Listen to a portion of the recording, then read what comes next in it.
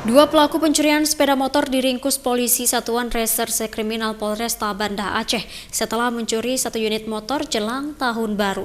Kurang dari 24 jam polisi berhasil mengembalikan motor curian kepada pemiliknya, sementara pelaku kini harus mendekam di balik jeruji besi.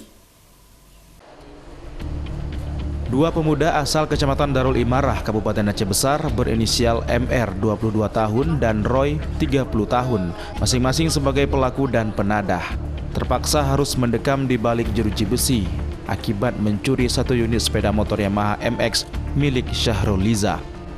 Penangkapan terhadap pelaku dilakukan polisi atas laporan korban terkait pencurian satu-satunya sepeda motor korban yang biasa digunakan untuk mencari nafkah.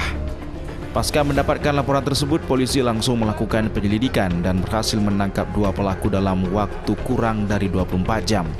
Setelah diamankan, polisi memanggil korban untuk mencocokkan buku kepemilikan dan langsung diserahkan kembali motor curian tersebut.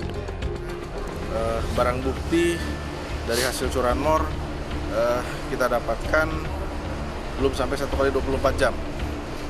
Dilaporkan dan langsung dapat kita temui tersangka sekaligus barang buktinya. Sementara korban mengaku bahagia karena motor miliknya yang dilaporkan hilang telah kembali ditemukan. Anggota-anggota kepolisian dan yang paling utama kepada Bapak Kapolresta Banda Aceh yang telah membantu kami masyarakat kecil ini untuk mencari kendaraan kami yang sudah hilang. Untuk pengembangan lebih lanjut, kini kedua pelaku pencurian harus mendekam di balik jeruji besi dan akan dijerat dengan pasal 363 dengan ancaman penjara maksimal 7 tahun. Dari Banda Aceh, Sukri Syarifuddin, iNews melaporkan.